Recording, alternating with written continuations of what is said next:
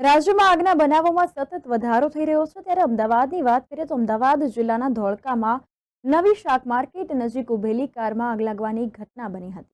તો આગ બળીને ખાખ થઈ ગઈ છે. દ્રશ્યો સામે આવ્યા છે. દ્રશ્યોમાં આપ જોઈ રહ્યા છો તો સદનસીબે જાનહાનિના કોઈ સમાચાર મળ્યા નથી. ધોળકા ખાતે ધોળકા ખેડા હાઈવે પર નવી શાક માર્કેટ નજીક રોડની સાઈડમાં ઉભેલી એક I10 કારમાં આગ લાગવાની ઘટના બની હતી. આગ ભભૂકી ઉઠતા આસપાસના લોકો ઘટના સ્થળે એકઠા થઈ ગયા હતા.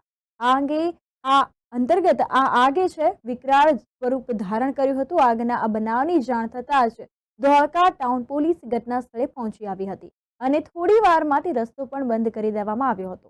આ અંતર્ગત ધોળકા ફાયર બ્રિગેડને જાણ કરવામાં આવી અને તાત્કાલિક ફાયર ઓફિસર હરદીપસિંહ ચુડાસમા અને ફાયરમેનો ફાયર બ્રિગેડની 2 ગાડીઓ સાથે ઘટના સ્થળે પહોંચ્યા હતા.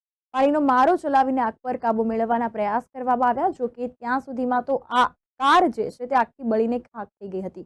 દ્રશ્યો સ્પષ્ટપણે આપ જોઈ રહ્યા છો તો સદનસીબે આ કારમાં કોઈ સવાર ન હતું, તેથી આગના બનાવમાં કોઈ જાનહાનિ થઈ નથી.